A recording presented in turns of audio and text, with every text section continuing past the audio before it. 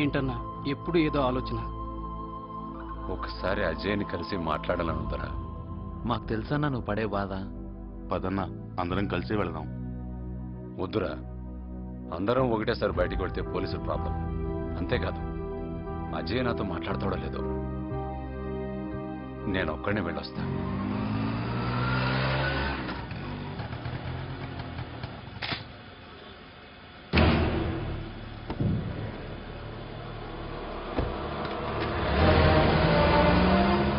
ఈ Dubai answer మళ్ళీ ఇక్కడికి ఎందుకు వచ్చాడు?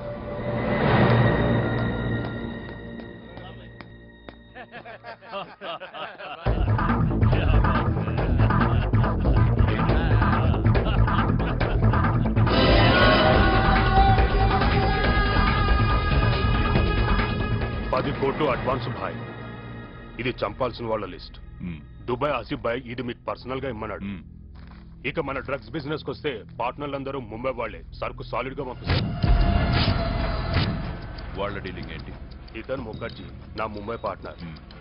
ముంబైలో పోలీస్ ప్రెషర్ ఎక్కువైందని దొంగ నోట్లో రాకెట్ రూట్ సింగపూర్ కి మార్చాడు. దొంగ నోట్ల ఇప్పుడు మా బాగా ఇచ్చే కూడా అయ్యానా? జాకిర్ బాయ్ ని చీట్ చేసే ధైర్యం ఎవరుకుంటుంది?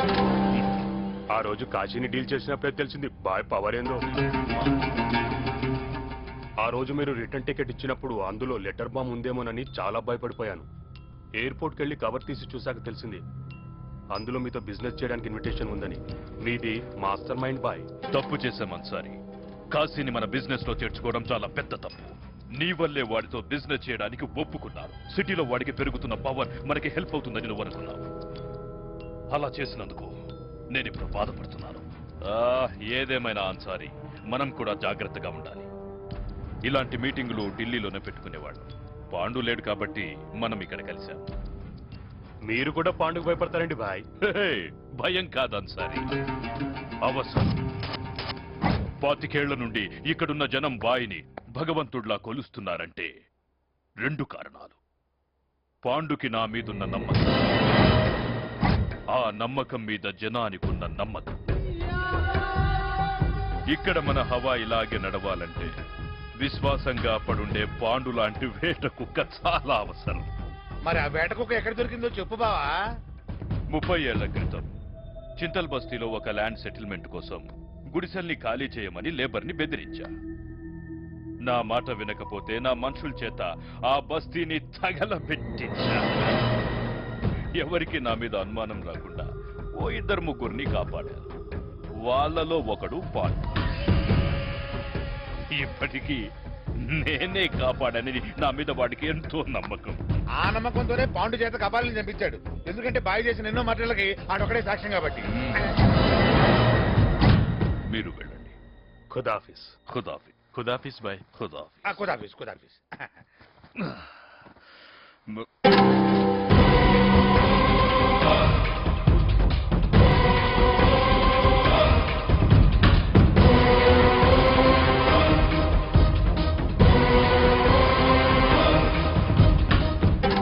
ఏంటి పాండు, ఆశ్చర్యంగా ఉందా?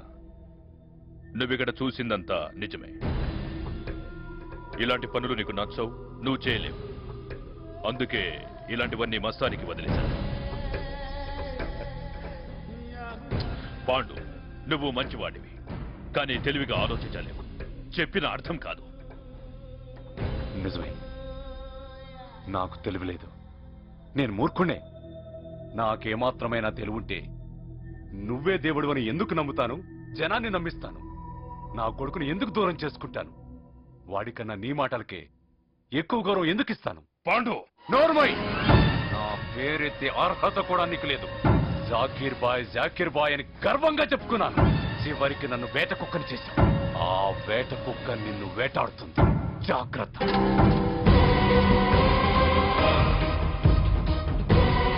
నీకు తెలిసిందల్లా ఒక్కటే, నువ్వు నీ భార్య అంత అభిమానించాల్సిన మనిషి ఆయన. కానీ నాకు ఆయన దేవుడు.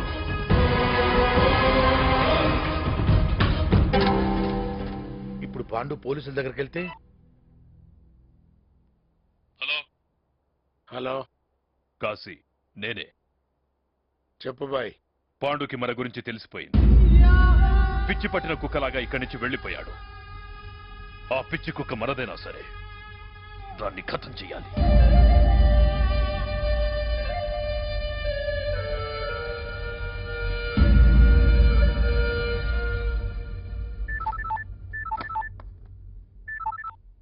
హలో హలో అజయ్, నానా, నాకోసారి నేను చూడాలనుంది, నీతో మాట్లాడాలనుందిరా. నువ్వెక్కడున్నావో చెప్పు నానా, నేనే వస్తాను.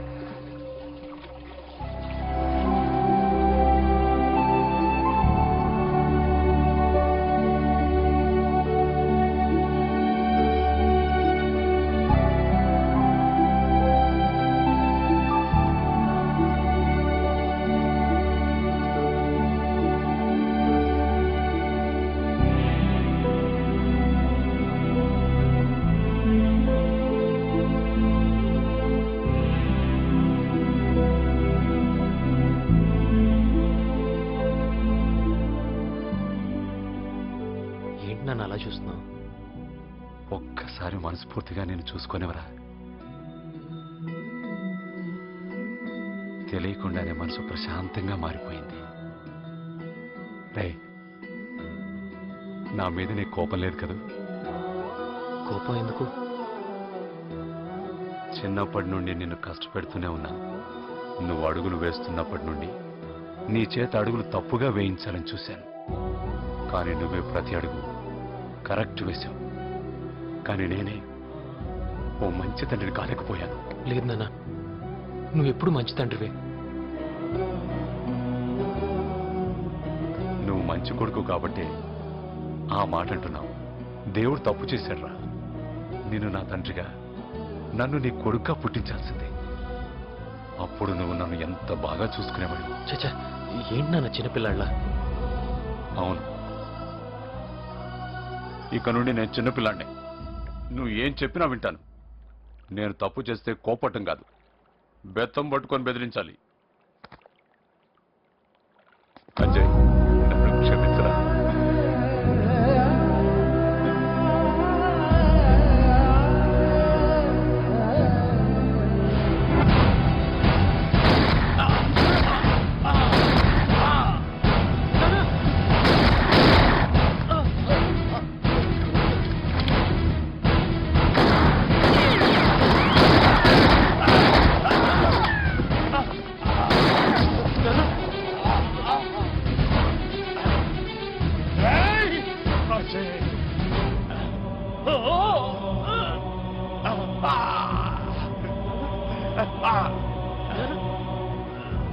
నీకేం కాదు నాన్న, నీకేం కాదు నాన్న.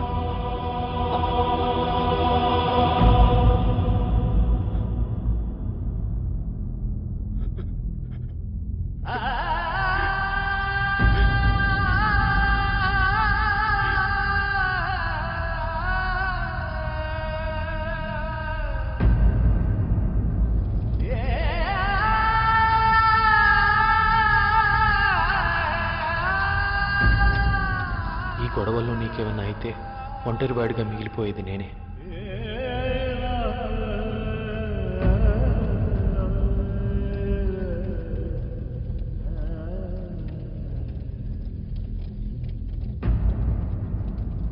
అజయ్, నీకెప్పుడే అవసరం వచ్చినా బాయున్నాడని గుర్తుపెట్టుకో.